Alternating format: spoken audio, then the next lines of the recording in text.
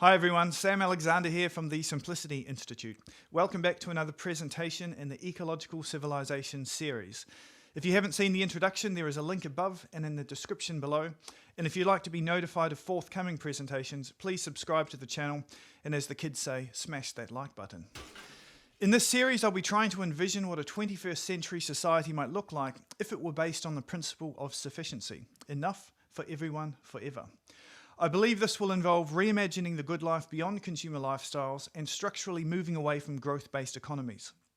I'll also be assessing various personal, social, and political strategies for advancing this transition to a just and sustainable world. In my last presentation, I reviewed home-based biogas production as an example of circular economy and permaculture, two concepts that I believe can help us understand the nature of an ecological civilization. Continuing that journey, in today's presentation, I would like to explore some of the philosophical foundations of an ecological civilization, and I'll do this by reviewing the life and ideas of Henry David Thoreau, born in Concord, Massachusetts in the United States in 1817. He doesn't provide a complete philosophy, but there is something essential in his outlook, which I'm going to try to capture and share with you today. First and foremost, Thoreau was a philosopher of sufficiency, both in theory and practice. He adopted a way of life that has come to be known as voluntary simplicity. This is a living strategy where people set out to meet their basic material needs as simply and sustainably as possible. But once those basic needs are secured, a decision is made to pursue the good life in ways that don't rely on much money, expensive possessions, or ever-rising material living standards. Thoreau maintained that high consumption living is neither sustainable nor necessary for human well-being. In his life, he practiced a material ethic of moderation and restraint, but he didn't do this out of some noble sense of self-sacrifice or hardship. He believed that simple living was actually the most secure path to live a free and happy life full of purpose, a life of frugal abundance. As a young man, Thoreau began meditating deeply on this question of how much material wealth is needed to live a good, sustainable, and full life. He wrote powerful books and essays exploring these issues, and he lived a life in which he authentically practiced what he preached. It was a life that was outwardly simple but inwardly rich, an orientation which we might contrast with consumer cultures today, where more and more people seem to be discovering that the pursuit of ever more stuff just doesn't satisfy the human craving for meaning and purpose. In the so-called advanced or developed nations today, there might be more material affluence than ever before, but something doesn't seem right, as if we've gotten ourselves caught up chasing mistaken ideas of freedom, wealth, and progress. Too often there is an emptiness to affluence, as if the advertisements were lying to us. I feel Thoreau can help us understand this cultural or spiritual malaise, and he points to ways we can unlearn consumer culture and explore alternative ways to live that are both more fulfilling and at the same time less impactful on the planet. In short, Thoreau invites us to live more on less, and in an age of dangerous ecological overshoot and widespread social discontent, I believe that this is a necessary and promising living strategy to explore. Thoreau is well known as a lover of nature and as the author of Walden, or Life in the Woods, which is an absolute masterpiece of environmental literature. He is also widely recognized as inspiring Gandhi, Martin Luther King Jr., and indeed an entire tradition of civil disobedience with his landmark essay, Resistance to Civil Government. But more than anything else, Thoreau is remembered as the young romantic poet-philosopher who built himself a cabin in the woods on the shores of Walden Pond, in which he lived for 2 years and 2 months. I admit he's been a great inspiration to me, and when I was a PhD student, he even provoked me to build a simple shed in the backyard of my share house in which I lived for 2 years, as I challenged myself to try to practically explore Thoreauvian ideas in my modern urban context. And most of my academic work can be understood as an attempt to extend Thoreau's philosophy by trying to develop a politics and macroeconomics of sufficiency. And to this day, I still dip into Thoreau's writings for energy and inspiration. If this presentation whets your appetite for some of Thoreau's ideas, then I'd encourage you to read his primary texts, especially Walden and his essay Life Without Principle. And I've written a book on Thoreau called Just Enough is Plenty, which is available for free or on a pay-what-you-can basis in the description below. So in this talk, I'd like to analyse the life and ideas of this deep and provocative thinker because I feel that his message is more important today than ever before. And I believe that if humanity makes it through this century and is able to build an ecological civilization, it will be because we have managed to practice an economics of sufficiency that Thoreau outlined with such eloquence, passion, and insight. But Thoreau's worldview was not without its limitations and blind spots. He was a young, healthy, relatively privileged white man without dependents, and he had a wealthy friend, Ralph Waldo Emerson, who let the young Henry live on his land near Walden Pond for a couple of years. So it can be frustrating to realise how hard it is to emulate Thoreau's living experiments in simplicity, especially in modern urban context, primarily due to how expensive land and housing can be today, a point to be explored in a forthcoming presentation. Furthermore, Thoreau was often too individualistic in how he framed his worldview. He never developed a social or political vision. But despite these caveats, I feel his philosophy of sufficiency, which will be the focus of this talk, survives all of these critiques. So let's take what is best in Thoreau without thinking he has all the answers. I believe that Thoreau offers critical insight into the proper relationship to material culture, reminding us that we don't need to be materially rich to live a rich life, and that paying too much attention to money and material things can actually make us poorer. This is of real-world practical relevance because it suggests that in over-consuming societies today, we might be able to increase our quality of life by mindfully reducing our material living standards. I sometimes call this approach Thoreau's alternative economics because it contrasts so directly with the more is better assumptions of mainstream economics. A quick final side note, in what follows I'm going to quote from Thoreau quite heavily in order to exploit the power and eloquence of his prose. If you like the references to these quotes, they are available in my book, Just Enough is Plenty. I also want to note that Thoreau often used gender-specific language, writing as he was in the 1800s, which today sounds very out of date. I won't change his words to resolve this, but we should obviously assume his reference to men and mankind, etc., is intended to include all human beings. With those introductory comments made, let's jump into the substantive review of Thoreau's life story. This is a much longer presentation than the last one, so perhaps settle in somewhere comfortable with a cup of tea. Be warned though, Thoreau might just change your life. Thoreau graduated from Harvard in 1837. Despite earning himself a university degree, his true passion was poetry, but his own poems, though often beautiful and inspired, were never going to earn himself a living. And so upon returning to his hometown of Concord, Massachusetts, the young Thoreau was confronted by those great economic questions all of us must face when trying to establish financial independence in a world of scarce resources. How best to earn a living? How much time should I spend at it? How much do I need to live well and to be free? In this review, I will examine the difficult but rewarding struggle that ensued when Thoreau set about answering these very human questions. Thoreau on materialistic culture. Let us consider the way in which we spend our lives, Thoreau began one of his essays, noting that since time was short, he would leave out all the flattery and retain all the criticism, as was his way. What is it to be born free and not to live free, he asked his fellow citizens. Is it a freedom to be slaves or a freedom to be free, of which we boast? American society may have developed a form of democratic government, but as far as Thoreau could tell, America was still the slave of an economical and moral tyrant, a tyrant called greed, acquisitiveness, and compulsive accumulation. Thoreau likened people's materialistic cravings to the heads of a hydra, noting that as soon as one head is crushed, two spring up. The ancient Chinese philosopher Lao Tzu once said, "He who knows he has enough is rich."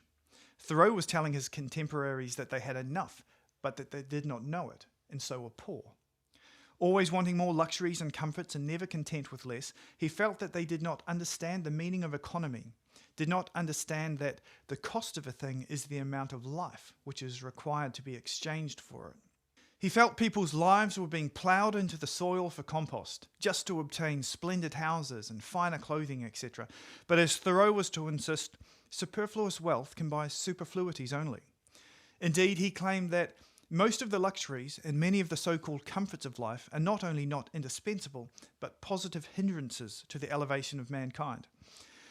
More concerned about accumulating nice things or climbing the social ladder than they were about their own destinies, Thoreau was astounded by how frivolous people were with respect to their own lives. Who made them serfs of the soil, he asked, again implying that his contemporaries were slaves to their uncontained material desires and yet oblivious to this self-imposed servitude. It's hard to have a southern overseer. It's worse to have a northern one, but worst of all when you are the slave driver of yourself. It appeared to Thoreau as if his neighbours had fallen into the consumer mode of living not because they preferred it to any other, but because they honestly thought that there was no choice left. So thoroughly and sincerely are we compelled to live, reverencing our life and denying the possibility of change. This is the only way, we say. But Thoreau was not convinced. He was of the view that there are as many ways to live as there can be drawn radii from one centre. Even the life which people praise and regard as successful is but one kind, and why should we exaggerate any one kind at the expense of others? Forever the thoughtful nonconformist, Thoreau tended to believe that what old people say you cannot do, you try and find that you can. And on that basis, he boldly proposed that there should be old deeds for old people and new deeds for new. It was time for Thoreau to begin his living experiment at Walden Pond. The Walden experiment. On Independence Day, 1845, a few days before his 28th birthday, Henry Thoreau left his town of Concord and went to live alone in the woods on the shores of Walden Pond, a mile from any neighbour. There he built himself a modest cabin and for 2 years and 2 months earned a simple living, mainly from the labour of his own hands. In the second chapter of Walden, entitled Where I Lived and What I Lived For, Thoreau offers us an explanation for his exit from conventional society. I went to the woods because I wished to live deliberately, to front only the essential facts of life and see if I could not learn what they had to teach, and not, when I came to die, discover that I had not lived. He did not wish to live what was not life, he tells us. Living is so dear. Nor did he wish to practice resignation unless it was quite necessary. I wanted to live deep and suck out all the marrow of life, to live so sturdily and Spartan-like as to put to rout all that was not life, to drive life into a corner and reduce it to its lowest terms, and if it proved to be mean, why then to get the whole and genuine meanness out of it and publish its meanness to the world, or if it was sublime, to know it by experience. Elsewhere he said that his purpose in going to Walden Pond was to transact some private business with the fewest obstacles. In one sense, this private business was simply to write in solitude, close to nature and away from modern distractions. In another sense, his private business was to solve, or at least better understand, the economic problem of how to live poetically in a world of scarce resources. Perhaps, Thoreau had decided, the best path was to reduce his material wants and live a simple life. Simplicity of life was to be his means to the elevation of purpose. Thoreau had come to suspect that if your trade is with the celestial empire, by which he meant if your concerns are higher than merely getting and spending, then very little is actually needed to live well and to be free, provided life is approached with the right attitude. Simplify, simplify was to be his refrain. A modest shelter from the elements should be fixture enough. Old clothes will do, will they not? Instead of 3 meals a day, if it be necessary, eat but 1. Instead of 100 dishes, 5. And reduce other things in proportion. Most importantly, he said, keep your accounts on your thumbnail. This, in essence, was the method Thoreau put to test at Walden Pond by living simply and, in the main, rejecting the division of labour. As far as possible, he secured his own food by growing beans, peas, corn, turnips and potatoes, and occasionally fishing in the pond. He cut down some local trees and built himself a house with but one small room and made some basic furniture. It was not much, but it was enough, and just enough was plenty. He did not wish to be chained to the economy, so he practiced self-reliance. He did not wish to be slave to artificial material desires, so he practiced self-discipline. And he did not wish to live what was not life, so he practiced self-culture. In short, he practiced what I have called alternative economics, the economics of sufficiency. Whatever his neighbours may have thought, Thoreau's venture into the woods was not an attempt to escape reality or to escape what may have been his duties. On the contrary, he knew it to be a journey toward reality and an undertaking to meet his duties. Duties to himself, that is, to take himself and his life seriously. Thoreau was clearly terrified of falling into the ruts of tradition and conformity, of compromising his dreams and wasting life in the pursuit of trivial luxuries, as he saw so many of his contemporaries doing, and which he considered to be not so sad as foolish. Thoreau's experiment with simplicity then was not a renunciation of life, but an affirmation of it. He wanted to live without dead time, and he went to Walden Pond to learn how to achieve this, or at least to see if it were possible. Thoreau's alternative economics. It's now time to take a closer look at how exactly Thoreau set about answering the economic questions that confronted him. Questions I've suggested which will confront anybody whose true calling happens to have little value in the market. How best to earn a living? How much time should I spend at it? How much do I need to live well and to be free? Thoreau had discovered that there was an incompatibility between his self-culture, his true calling, and a profit-centered civilization. But instead of studying how to sell the product of his genius in the market, Thoreau studied how to avoid the necessity of selling it. The necessaries of life. The first task set by alternative economics is to determine what are the basic necessaries of life. For not till we have secured these are we prepared to entertain the true problems of life with freedom and a prospect of success. This passage is important because with it Thoreau is seeking to avoid a misunderstanding that might arise, and sometimes does, from his celebration of material simplicity. Simplicity is not material destitution, he is saying. We all have basic physical needs that have to be met, though they may be fewer than we commonly think. Securing that minimum is therefore of immediate and primary importance. By the words necessary of life, Thoreau meant clothing, shelter, food, and fuel. Let's examine them in turn. Clothing. Thoreau reminds us that the object of clothing is first to retain the vital heat, and secondly, in this state of society, to cover nakedness. On that basis, he suggests that any necessary or important work may be accomplished without adding to our wardrobes. A man who has at length found something to do will not need to get a new suit to do it in. Beware then, he says, of all enterprises that require new clothes, and not rather the new wearer of clothes. Thoreau was of the view that in terms of what is necessary to life, clothing can be obtained very cheaply. What should it matter in the greater scheme of things if we have to dress in last season's colours or wear a patch over the knee? Most behave as if they would be ruined if they should do it. It would be easier for them to hobble to town with a broken leg than with a broken pantaloon. Making his central point on clothing, Thoreau states, "Only those who go to soirees and legislative halls must have new coats to change as often as the man changes in them. But if my jacket and trousers, my hat and shoes are fit to worship God in, they will do, will they not?" It's an interesting question to consider, if not in relation to the worship of God necessarily, then more generally in relation to the living of a passionate life. Old clothes will do, will they not? Thoreau proposes they will do just fine. As we hand down our old, superfluous clothes to those poorer than ourselves, we find Thoreau telling us that, in terms of clothing at least, the poor are actually richer than us for being able to do with less. He is not glorifying the poor or prescribing to us a dress code. He is attempting to get us to reconsider cultural assumptions about the importance of material things, in this case clothing, to a well-lived life. His argument is not that one cannot live a happy and meaningful life in fine clothing, so much as fine clothing is not necessary for a happy and meaningful life. Shelter. As for shelter, Thoreau does not deny that this is now a necessary of life, though he does make a point of noting that there are instances of human beings no hardier than ourselves doing without shelter for long periods in colder climates.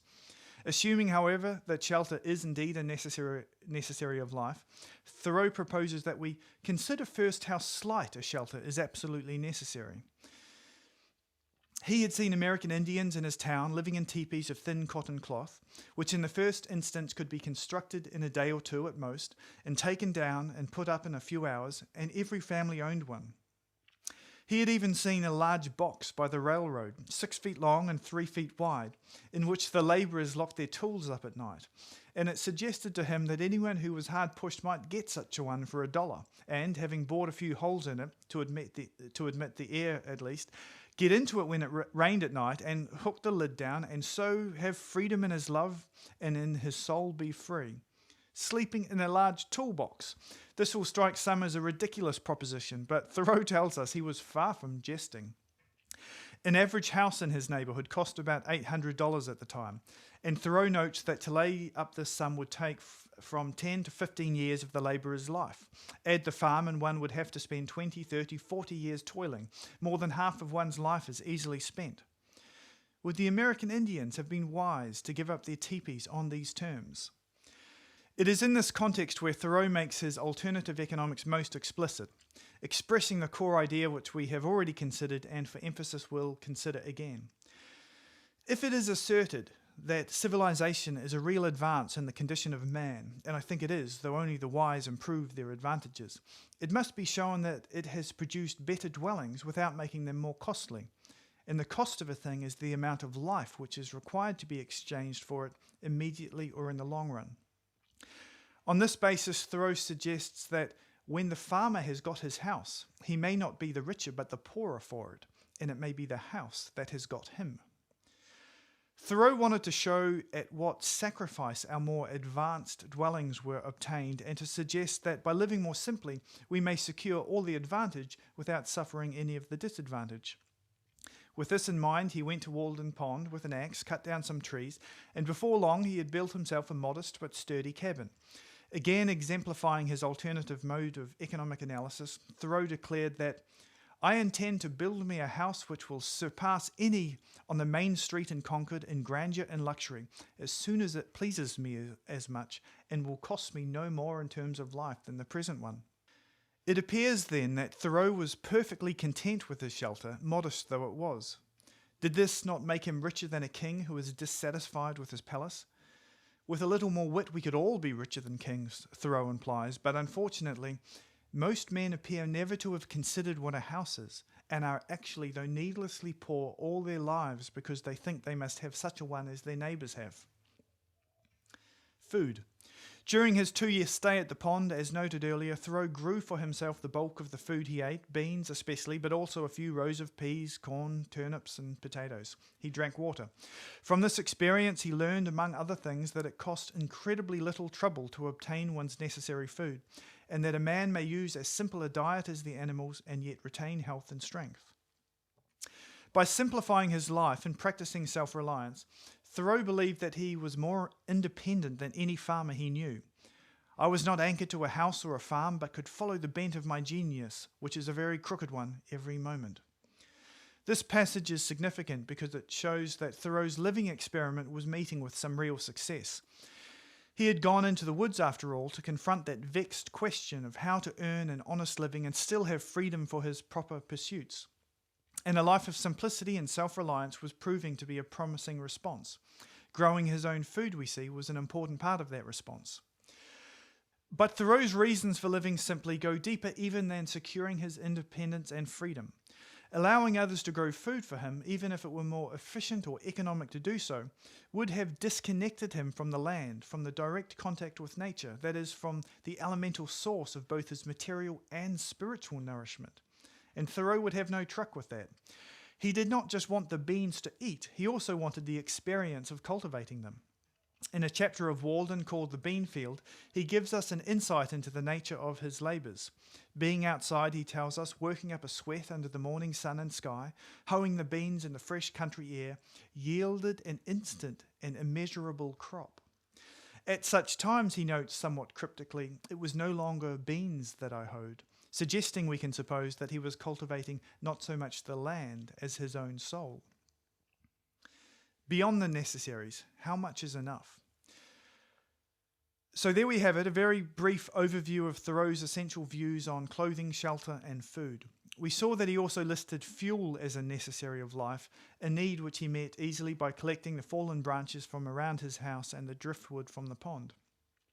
What little else Thoreau said on the subject of fuel was metaphorical, and we will see that his use of metaphor in this context leads us nicely on to our next subject, which concerns the nature of what lies beyond the necessaries of life. Consider the following passage. "By proper shelter and clothing, we legitimately retain our own internal heat, but with an excess of these, or of fuel, that is, with an external heat greater than our own internal, may not cookery properly be said to begin?" Thoreau begins here by acknowledging, as he must, that a certain amount of the necessaries of life are proper, but he then goes on to suggest that they will eventually stop serving any legitimate purpose, and indeed detract from life if consumed in excess. On the next page, his suggestion becomes a statement. The luxuriously rich are not simply kept comfortably warm, but unnaturally hot. As I implied before, they are cooked, of course, a la mode. Thoreau's metaphor implies that fire, like material wealth, is far from being an unqualified good in our lives, but is instead good or bad depending on how much of it there is and how it is used. It is within this metaphor that Thoreau crafts one of the central passages in Walden. When a man is warmed by the central modes which I have described, food, shelter, clothing, and fuel, what does he want next? Surely not more of the same kind, as more and richer food, larger and more splendid houses, finer and more abundant clothing, more numerous, incessant, and hotter fires, and the like.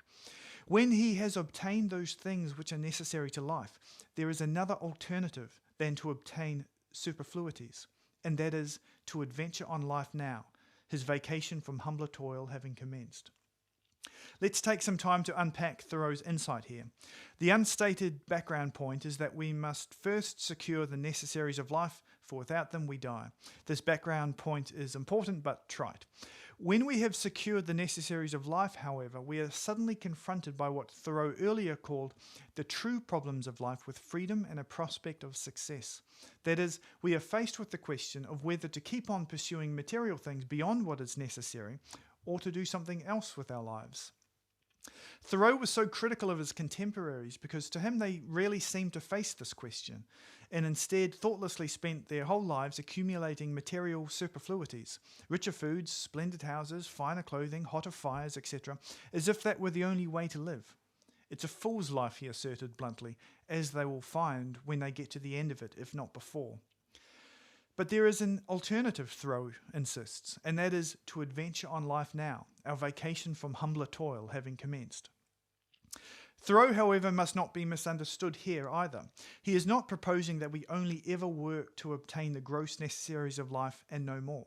Put otherwise, he does not deny that there are times when obtaining more than is strictly necessary can genuinely improve our lives and help us achieve our goals, a point which we will consider further in a later section. But Thoreau is warning us not to assume that material wealth will always contribute positively to our lives, for often in insidious ways it will not. It is not that there is anything inherently evil about money or material things, it's just that every moment we spend pursuing such things beyond what is necessary is a moment we could have spent on some free, non-materialistic good, such as sauntering through the woods in Thoreau's case, and we should always be cognizant of this type of trade-off. Sometimes trading our time for money and things will be a good trade, no doubt. But sometimes such a trade will ultimately cost more than it comes to in terms of life, making us not richer but poorer, and thus be a bad trade. Applying this calculus to our lives may not be easy or clear-cut, especially in a culture that celebrates material wealth as a good in itself. But if we neglect it, if we just assume that more material wealth is what is needed to improve our lives, then we are at risk of getting cooked, of course, a la mode. Those who do not want to be cooked must honestly confront the challenging questions posed by Thoreau's alternative economics. How much material wealth is enough? This question, however, leads to an unexpected twist in the narrative of alternative economics. We discover that it's impossible to answer the question, how much is enough, until we have answered a prior and even more important question, enough for what? This prior question challenges us to specify the point of our economic activity. For if we cannot identify its purpose, we cannot know if our economic efforts have succeeded. Without some chief end in mind to guide and justify our labour, we would merely be running in the ruts or acting for no conscious purpose, like the Brahmin Thoreau tells us about, who chained himself for life to the foot of a tree, but who could not explain why he did it. Thoreau is warning us, in effect, that if we do not have a clear sense of what we are doing with our lives, or why we are heading in one direction rather than another, we will not be able to tell if our attitudes toward material things are keeping us on the right path or leading us astray. Comforts, luxuries, and tools. The purpose of those last comments was to show that we cannot answer the question, how much is enough, until we have first answered the question, enough for what? Having highlighted that relationship, we are now in a position to return to our examination of what attitude Thoreau adopts in relation to material resources beyond the necessaries of life. We all want the material resources needed to pursue our chief purpose in life, whatever that purpose might be. But might there be times when our pursuit of material resources does not support but actually interferes with our chief purpose? Everybody wants enough, but how much is too much? The answer to this question, once again, will be shaped by our answer given to enough for what, and there is no single right answer to that question. We will see, however, that Thoreau's alternative economics provides a framework for inquiry that each of us can apply to our own lives, despite the fact that we each have unique life goals. Our answers to the questions posed will probably be different, since our life goals will probably be different, but Thoreau at least gets us struggling with the right questions, which is no minor accomplishment. Thoreau had possessions that went beyond the bare necessaries of life, though a materially simple life he certainly lived. According to Thoreau, if our goals are higher, then we should recognize the limited need for money and possession in our lives. As he was to say, "My greatest skill has been to want but little." With respect to comforts, let me begin by noting that Thoreau was far from being an ascetic or a Puritan. He never denied himself material resources because he sought spiritual nourishment from deprivation, nor did he disapprove of pleasure. Far from it. Pleasure was very important to him. For this reason, he felt that there was a proper place for comforts in life, material things that were not necessary to life, but just made life better, happier, more pleasant. Nevertheless, Thoreau felt that we had to be careful. The risk with comforts is that they are addictive. They can easily become the chief focus in our lives, consuming a lot of our time and energy, and Thoreau felt that the purpose in life is not to be comfortable merely, but to live passionately. Furthermore, sometimes the time and money that we exchange for comforts can simply be a bad trade, in the sense that the comforts ultimately cost more in terms of life than they come to. And so it is not that Thoreau is against the warmth of comforts, it's just that he thinks we are easily cooked. If Thoreau was guarded with respect to comforts, he was even more so with respect to luxuries. Luxuries, he believed, were superfluous to a good life and indeed tended to cause more harm than good to those who were unlucky enough to be burdened by them. Referring to the superfluities of luxurious furniture and ornaments, he writes, "At present, our houses are cluttered and defiled with it. I had 3 pieces of limestone on my desk, but I was terrified to find that they required to be dusted daily, when the furniture of my mind was all undusted still, and so I threw them out the window in disgust." Thoreau's point here, as it has been so often, is that we must not waste our limited time and attention on things that are irrelevant to our proper pursuits, whatever they might be. For it is not just that luxuries are superfluous to a good life, a criticism which sounds rather benign. More malignantly, they function to distract us from our proper pursuits, essentially wasting our time and thus our lives. In a famous phrase noted earlier, Thoreau claimed, "Most of the luxuries and many of the so-called comforts of life are not only not indispensable, but positive hindrances to the elevation of mankind." And on this basis, again inverting mainstream economic perspectives, Thoreau provocatively states, "A man is rich in proportion to the number of things he can afford to let alone." This is not the end of it, however. Although Thoreau was critical of having and consuming luxuries, he was also critical of those people, Thoreau would call them fools, who feel greatly deprived because they are without luxuries. "Men have come to such a pass," he says, "that they frequently starve, not for want of necessaries, but for want of luxuries." This point is important. If we read between the lines, Thoreau is suggesting that whatever dissatisfaction people have with their material situations, it can sometimes be the result of failing to look properly at our lives, rather than the result of any genuine lack. Let us not be like the man who complained of hard times because he could not afford to buy himself a crown. Appropriate technology. What about technology? Must those who live the simple life indiscriminately renounce it? Thoreau thinks that it's certainly better to accept than reject the advantages which the invention and industry of humankind offer, provided, of course, that they are genuine advantages. But he warns that so often with these modern improvements, there is an illusion about them. There is not always a positive advance. Our inventions are wont to be pretty toys, he says, which distract us from more important things. They are an improved means to an unimproved end. It's all very well to invent or to be able to afford some new gadget, Thoreau is saying, but we should look upon new technologies with a measure of skepticism. For however ingenious and marvellous the invention may seem, it will likely have unintended side effects and even shape who we are as persons in ways that are not always positive or obvious. The point is that if we do not know what to do with technology, then it can be life debilitating rather than life enhancing. Think of many of the misuses of social media today, perhaps. Two reasons that made Thoreau suspicious of technology were first that we have to spend time working to earn money to afford technology, and he wonders whether we might often be better off without the technology and with more free time. And second, that technology tends to distance us from the natural environment and can affect or mediate our life experiences for the worse. To the objection that Thoreau is advocating an unsophisticated, primitive existence, the appropriate response, I feel, is that just perhaps there is a sophistication and elegance to the clothesline, the bicycle, or the water tank that the dryer, the automobile, and the desalination plant decidedly lack. Conversely, perhaps there is a certain primitiveness to technological gimmicks. As Leonardo da Vinci once wrote, simplicity is the ultimate sophistication. Working hours. Before rounding up this part of the discussion, I'd like to reflect on Thoreau's attitude to working hours. His basic insight here, which is central to his alternative economics, can be expressed quite briefly. We only have a limited amount of time on earth with which to live our lives, and out of self-respect we should not waste that time. Indeed, Thoreau thinks that we should be as covetous of our time as most people are of their money. On this subject, he speaks not to those who are well employed, in whatever circumstances, and they know whether they are well employed or not. Rather, he speaks mainly to the mass of men who are discontented, those people who are not passionate about their working lives and who seek more time to do other, more inspiring things. Thoreau suggests that more time is probably available if only one's material wants are reduced and controlled.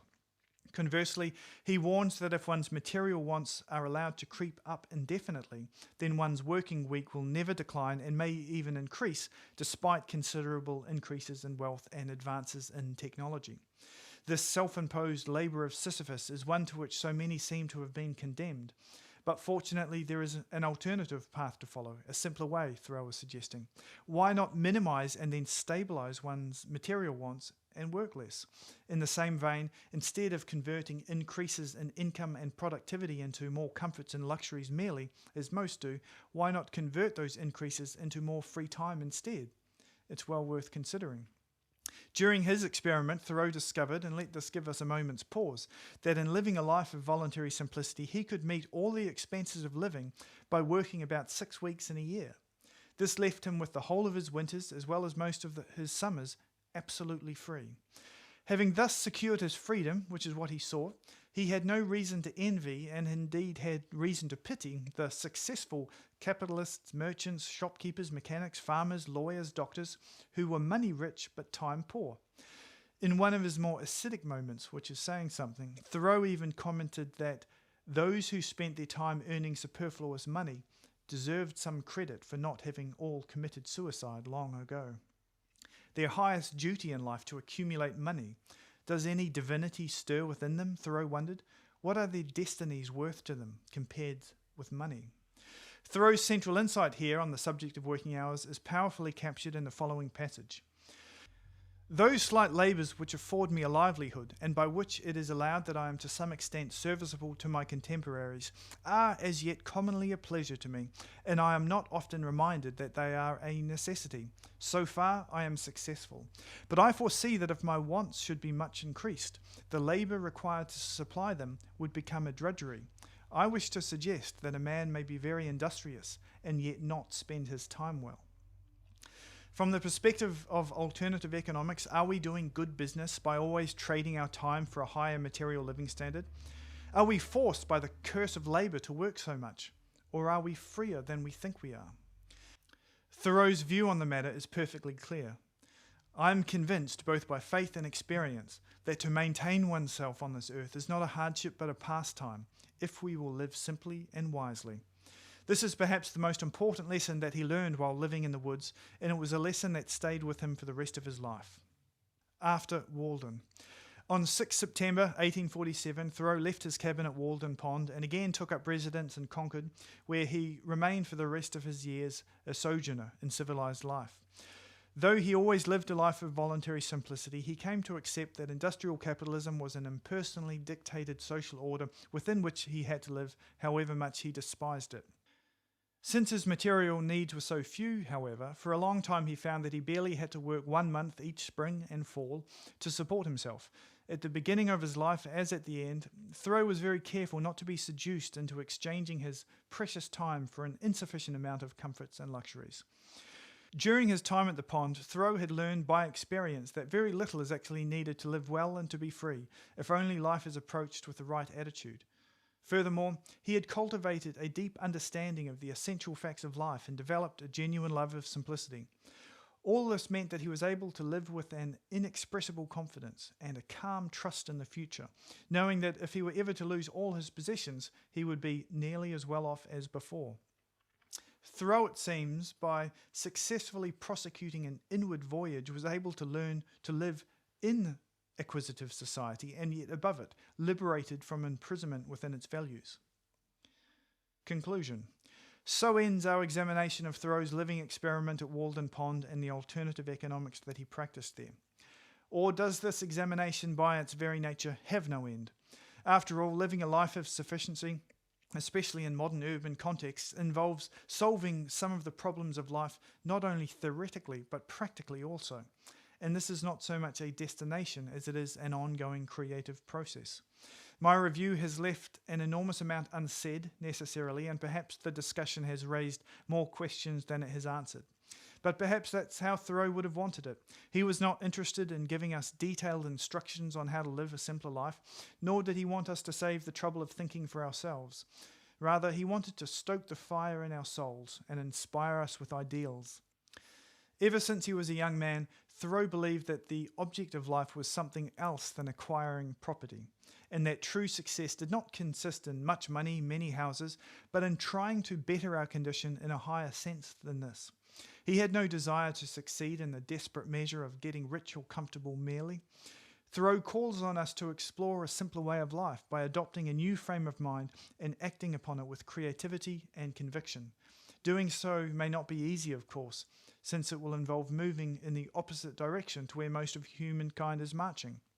But as Thoreau would say, if a man does not keep pace with his companions, perhaps it is because he hears a different drummer. Let him step to the music which he hears, however measured or far away. Thoreau would also advise us not to wait for our politicians or peers to attain enlightenment before we begin our journey towards sufficiency, for it might be a long time before they wake up. But we can begin swimming against the tide today. The world, Thoreau insists, is but a canvas in the hands of the imagination. Okay, this talk has gotten rather long, so for now I'll leave it there, even though there is much more to say. In particular, there are obviously many political and macroeconomic questions about the structure of our societies, about the structural obstacles that make living simply and sustainably much harder than it needs to be. And we'll be examining those structures in forthcoming presentations. So if you've been left with niggling concerns or unanswered questions, then that's good. Thoreau has got the cogs turning, and even his blind spots, I think, can be instructive. But the fundamental message of Thoreau's philosophy of life, a message which I believe is timeless, is that you don't need to be materially rich to live a rich life. I believe our best hope of resolving the overlapping social, economic, and environmental crises facing humanity today is to embrace this message and together to practice an economics and culture of sufficiency, even if we have to figure out for ourselves how to do that in our own context, which is obviously very different to Thoreau's. Just a closing reminder that you can support this channel by purchasing a Simplicity Institute book available in the description below on a pay-what-you-can basis, including for free. And please like and subscribe if you'd like to be notified of forthcoming presentations. Every donation helps me continue making these videos. Until next time, live simply, laugh often, love deeply.